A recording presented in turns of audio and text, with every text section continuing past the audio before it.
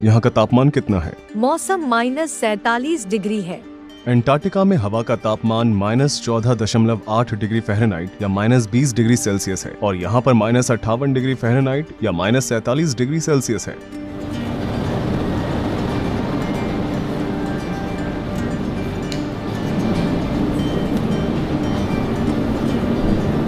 फेफड़ों को इसकी आदत नहीं है, इसलिए हमें बार बार खांसी आ रही है। यहाँ का मौसम बहुत ही ठंडा और शुष्क है। यहाँ की आबादी बहुत ज्यादा है। यहाँ करीबन 3 लाख लोग रहते हैं। याकुत्स्क रूस के ऑटोनोमस रीजन सखा रिपब्लिक की राजधानी है, जो कि नॉर्थ पोल से 280 मील की दूरी पर बसा हुआ है। क्योंकि ये जगह साइबेरिया के सबसे उत्तर पूर्व में स्थित है, इसलिए ये बाकी की दुनिया से बहुत अलग थलग लगता है।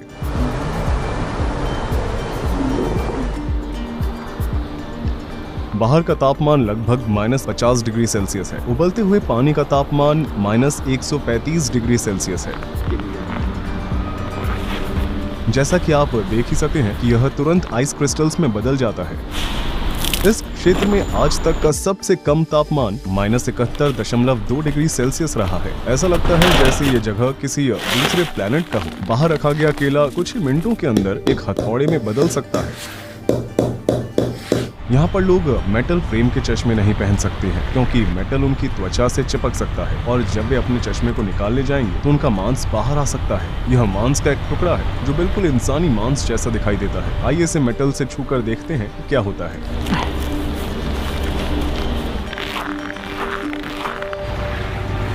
जैसा कि आप देख सकते हैं, ये पानी के पाइप है और इन्हें जमीन से ऊपर रखना पड़ता है, क्योंकि जमीन के नीचे पूरी बर्फ जमी हुई है। बात यह है कि शहर के नीचे 100 फुट मोटी बर्फ की परत जमी हुई है। देखिए, ये नदी पूरी तरह से जम चुकी है।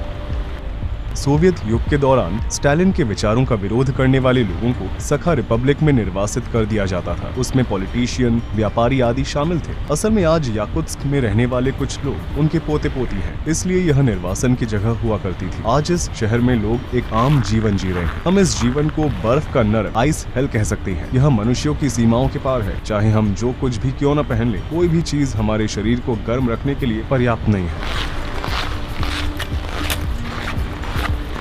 अगर आपके पास कार है तो आपको यहाँ बहुत दिक्कत हो सकती है। यहाँ पर सर्दियाँ 6 से 7 महीनों तक चलती है और उस समय आप अपनी कार को बिल्कुल भी नहीं चला सकते हैं। अगर आप फिर भी इसे चलाना चाहते हैं तो आप अपनी गाड़ी का इंजन बंद नहीं रख पाएंगे। उदाहरण के तौर पर आप यहाँ देख सकते हैं कि कार का इंजन चालू है, लेकिन फिर भी ये खाली है, अंदर कोई भी नहीं है। ऐसा ही यहाँ पर सैकड़ों कारें हैं। इंजन के चालू रहने की वजह यह है कि अगर ये रुक गया तो इस बात का खतरा रहता है कि ये पूरी तरह से बर्फ में ढक जाएगा और इंजन का तेल जम जाएगा। जैसा कि आप यहाँ देख सकते हैं, इस गाड़ी के मालिक ने अपनी कार को लंबे समय तक नहीं चलाया होगा। इंजन बंद होने के सिर्फ 20 मिनट बाद ही उम्मीद छोड़ देना यहाँ एक आम बात है। एक और जमी हुई कार जो आने वाली गर्मियों में फिर से इस्तेमाल होने का इंतजार कर रही है। ये कार चल रही है ना? चलिए देखते हैं कि इसके अंदर कोई है या नहीं। हाँ, कोई भी नहीं है। क्या आप सोच सकते हैं कि यहाँ वाकई में ऊर्जा की कितनी ज्यादा बर्बादी हो रही है? किस्मत से रूस एक ऐसा देश है जहाँ तेल और प्राकृतिक गैस संसाधनों की मात्रा बहुत अधिक है। देखिए, इस कार के एग्जॉस्ट पाइप को बाहरी पाइप की मदद से बड़ा किया गया है। यहाँ तक कि एग्जॉस्ट स्मोक भी जम जाती है। कार की सुरक्षा के लिए विशेष कवर्स भी बनाए गए हैं, लेकिन कभी कभी वो भी काफी नहीं होते और जो लोग ज्यादा पैसे खर्च करने की हैसियत रखते हैं वे अपनी गाड़ियों को हीट गैरेज में रखते हैं, क्योंकि ये गाड़ियां लगातार चलती रहती है। इसलिए पूरे शहर में लगातार धुएं की एक परत बनी रहती है। धुंध की वजह से सामने कुछ दिखाई देने की सीमा अक्सर 60.96 मीटर से कम होती है। यहाँ पर बनाए गए घरों का आर्किटेक्चर बिल्कुल अलग है। जमीन के बर्फ से ढके होने और बर्फ के खिसकने की संभावना की वजह से बिल्डिंग्स को खंभों पर बनाया जाता है। पुराने घर जिनका निर्माण बहुत पहले किया गया था, वे एक दशक के बाद झुकने लगते हैं, क्योंकि बर्फ की मात्रा या तो बढ़ जाती है या कम हो जाती है। यह पेन और सुई की तरह लग रहा है। यहाँ अगर सबसे बुरा कुछ हो सकता है तो वो है फ्रॉस्ट बाइट। चलिए मान लेते हैं कि एक रेफ्रिजरेटर लगभग 4.4 डिग्री सेल्सियस पर काम करता है और फ्रीजर -20 डिग्री सेल्सियस पर काम करता है, तो हम बड़ी आसानी से कह सकते हैं कि यहाँ पर हर जगह एक बहुत ही हाईटेक फ्रीजर की तरह काम कर सकती है, क्योंकि यहाँ का तापमान -50 डिग्री सेल्सियस है। इसलिए कुछ लोग अपने फलों या मांस को अपनी खिड़की के बाहर टांग कर स्टोर करते हैं। क्या मैं इस तौलिए से एक स्लेट बना सकता हूँ?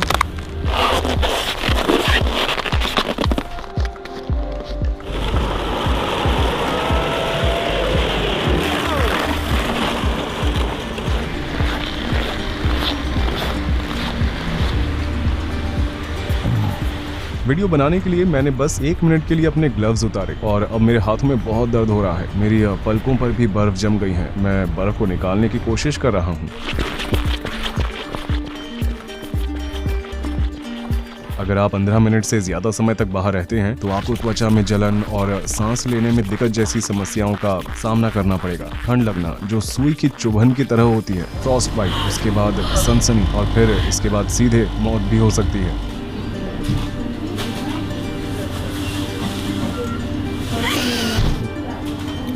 उसने बस 5 मिनट मेरा वीडियो शूट करने के लिए अपने ग्लव्स निकाले और तुरंत ही उसकी उंगलियां सफेद हो गईं। हमारा माइक्रोफोन रेड वार्निंग दे रहा है, ये ठीक से काम नहीं कर रहा है। कैमरा भी ठीक से काम नहीं कर रहा है।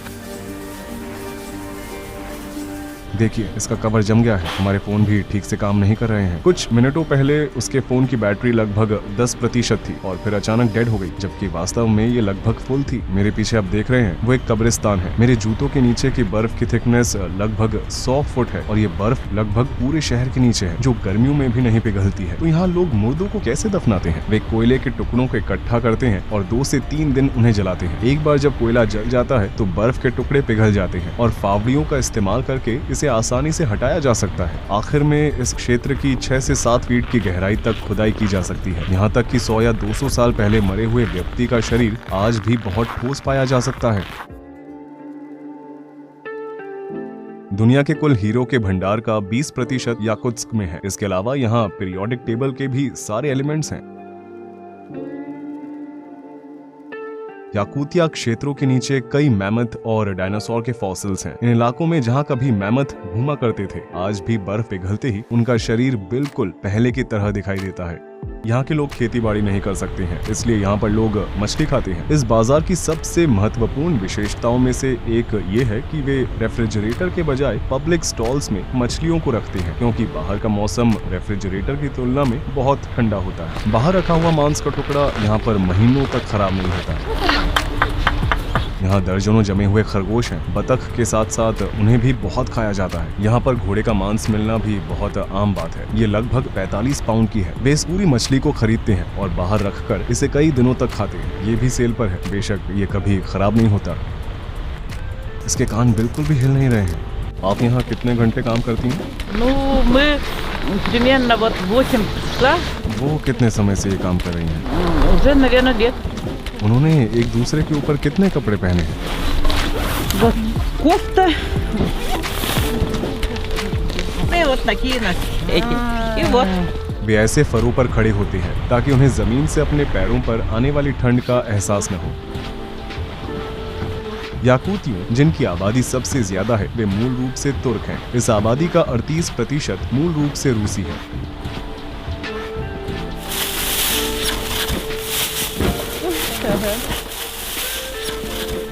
यहाँ ऐसे ही कुत्ते देखने को मिलते हैं। बदकिस्मती से बिल्लियाँ यहाँ जीवित नहीं रह सकती हैं। केवल मोटे फर वाले मैमल्स ही यहाँ जीवित रह सकते हैं। यहाँ पर कारों के अंदर 2-2 शीशे होते हैं ताकि जब एयर कंडीशनर से इंटीरियर गर्म हो जाए तो तुरंत ही इसका तापमान कम न हो। सड़क पर चलने की सबसे खतरनाक बात यह है कि अगर किसी भी वजह से कोई भी कार अगर खराब हो जाती है तो ड्राइवर के मरने का खतरा बहुत बढ़ जाता है। उन्हें इसे 30 मिनट के अंदर ठीक करना होता है, नहीं तो मिनटों के अंदर इंजन ऑयल जम जाएगा। अगर लोग इन इलाकों में बिना किसी फोन सिग्नल के फंस जाते हैं तो उनके पास कुछ ही घंटों के अंदर जमकर मरने के सिवाय कोई चारा नहीं होता है। इसलिए हर ड्राइवर अपनी कार में एक टूल बॉक्स जरूर रखता है। कुत्तों वाले स्लेट 7 गांव की हमारी यात्रा पूरी हो चुकी है। कुत्तों वाले स्लेट पर सवार होते समय हवा और ठंड के कारण मेरा एक कान पूरी तरह से सुन्न हो चुका था। दर्द बर्दाश्त के बाहर था। मारिया ने हमें अपने गांव के घर में बुलाया और अब हम इन रहस्यमय याकूतियों के बारे में और भी जानेंगे। कि आप देख सकते हैं ये लगभग मेरी उंगली जितना मोटा हो गया है। मेरे छूने पर भी मैं अपने कानों को महसूस नहीं कर पा रहा हूँ। ये सुन्न हो चुके हैं। मेरे दूसरे कान को देखो, ये बहुत पतला है। यहाँ पर पाए जाने वाले घोड़े सामान्य घोड़ों की तुलना में काफी छोटे होते हैं। उनका शरीर ही इस तरह का बना हुआ है। ये उन्हें गर्म रहने में मदद करता है। जितना कम सतही भाग उतनी कम परेशानी। उन्होंने हमें अपने कपड़े दिए और हमने उन्हें पहन लिया।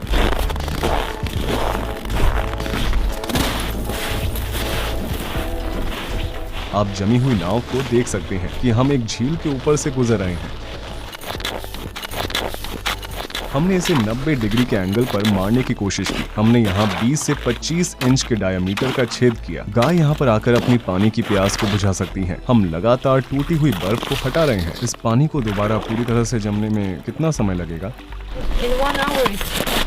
इस गांव में गायों को सर्दियों में हमेशा खलिहान में रखा जाता है।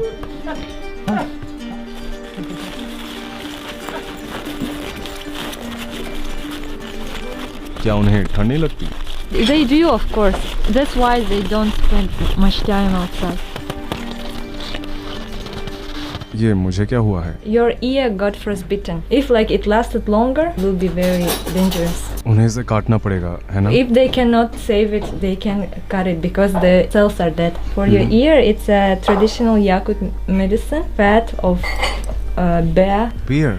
Yeah, my father took it from hunters. Yes, this will help frostbitten and also if you burn it. अगर आप इसे पीछे से देखेंगे तो आपको साफ साफ दिखाई देगा। ये सच में बहुत सूज गया है। ये लोग इसे फ्रॉस्ट बाइट कहते हैं। अगर मैं 15 मिनट और ठंड में रहा होता तो शायद मैं अपने पूरे कान को खतरे में डाल सकता था। यहाँ पर रहना कोई मजाक नहीं है। आपने अब तक का सबसे ठंडा तापमान कितना देखा है? The coldest temperature is -71 Celsius. आपके लिए ठंड क्या है? If I have good clothes, if I have enough clothes, before -40 it's not like real winter temperature for me. -41, -48 it's like fine. Below -48 it's cold, and below -52 it's very cold. And every degree feels. The funny thing is like cold weather feels like fire, like burning. हाँ, सच में मेरे कान में भी मुझे जलन महसूस हो रही है। ऐसा लग रहा है जैसे ये बहुत गर्म हो गया हो। Sometimes people drink too much and they fall asleep somewhere outside.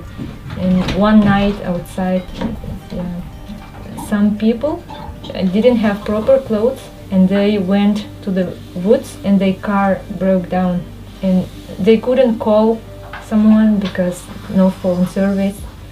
Yeah, and it ended. प्रकृति के बारे में आपकी क्या राय है? Whole lifestyle of Yakut people, of Saha people, it's taking care of nature, respecting it. Early childhood, me and my family, we used to go to the woods to fish, to hunt. It's just a part of our life. And we always remember that we are not the owners of this land. We are just guests. For example, we always make a ritual. When we go to pick some berries, we always take a little food with us. We leave it on the ground and say, nature, please share with us. Please give us some food. It's for the master of that land, for the spirit. आप मानते हैं कि प्रकृति में एक आत्मा होती है? Yeah. For example, when we go to the forest, you shouldn't speak loud because you can disturb the spirits.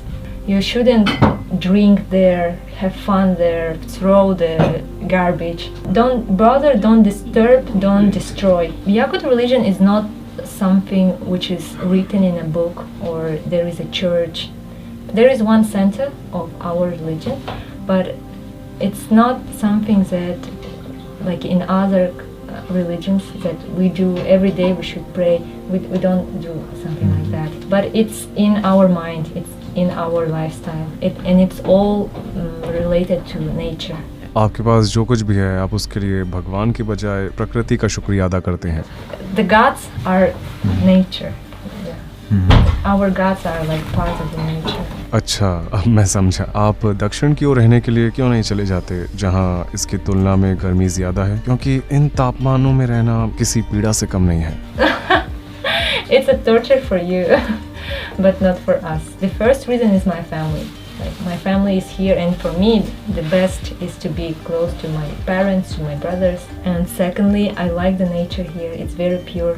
The ecology is very pure, and it's for me and for my future children. Breathing fresh air, it's very important. And third, because of our culture, I want to preserve our language, our traditions, and give them to the next generations. Yakutsk में गर्मियों का भी मौसम होता है। जुलाई में यहाँ का औसत तापमान लगभग 19 डिग्री सेल्सियस होता है। ग्लोबल वार्मिंग की वजह से बर्फ पिघल रही है और मैमथ के फॉसिल मिल रहे हैं, लेकिन इस वजह से हजारों सालों से छिपे हुए वायरस भी बाहर आ सकते हैं, जिनसे आधुनिक मनुष्यों का कभी भी सामना नहीं हुआ है। अगर यूरोपीय लोग उत्तरी अमेरिका में बसने के लिए आए थे तो अनजाने में वे अपने साथ एक फ्लू भी लेकर आए थे, जिसकी वजह से ज्यादातर मूल अमेरिकियों को अपनी जानें गंवानी पड़ी और फिर उन्हें सदियों तक अलग थलग कर दिया गया था। फ्लू का हम पर कोई असर नहीं हुआ क्योंकि हमारा इम्यून सिस्टम बहुत मजबूत था। इसी तरह इन क्षेत्रों में बर्फ के पिघलने से जिन प्राचीन बीमारियों से हम सुरक्षित नहीं हैं और वो सामने आ सकती हैं और मानवता को ऐसे विनाशकारी परिणामों का सामना करना पड़ सकता है। हमारा वीडियो देखने के लिए धन्यवाद। यह वीडियो एक ट्रैवल डॉक्यूमेंट्री सीरीज थी। मैं उन अनोखी जगहों की यात्रा करता हूँ जिनके बारे में ज्यादातर लोगों को पता नहीं होता है और उनके बारे में विस्तार से डॉक्यूमेंट्री बनाता हूँ। इस चैनल पर आने वाली अगली वीडियो भी याकुत्स्क की ही होगी। मैंने -55 डिग्री सेल्सियस पर 8 बर्फ के एक्सपेरिमेंट्स किए थे। जमे हुए अंडे और नूडल्स, गीले कपड़े और पानी के गुब्बारों के साथ बोलिंग खेलना। अगर आप इस वीडियो को मिस नहीं करना चाहते हैं और हमारे सभी वीडियोस को देखना चाहते हैं तो हमारे चैनल को सब्सक्राइब जरूर करें। अगर आप यात्रा के खर्चों में मेरी और मेरी टीम की मदद करना चाहते हैं तो मैं अब अपने YouTube चैनल पर ज्वाइन बटन को चालू कर दूंगा। आप इस वीडियो के डिस्क्रिप्शन बॉक्स में दिए गए लिंक्स पर क्लिक कर सकते हैं और विस्तार से इंडिपेंडेंट डॉक्यूमेंट्रीज बनाने में हमारी मदद कर सकते हैं। हमारी मदद करने के लिए आपका धन्यवाद। मेरे साथ इस प्रोजेक्ट को बनाने के लिए मैं अपनी टीम को भी धन्यवाद देना चाहूंगा। अभी के लिए अलविदा। रूही चैनत यहाँ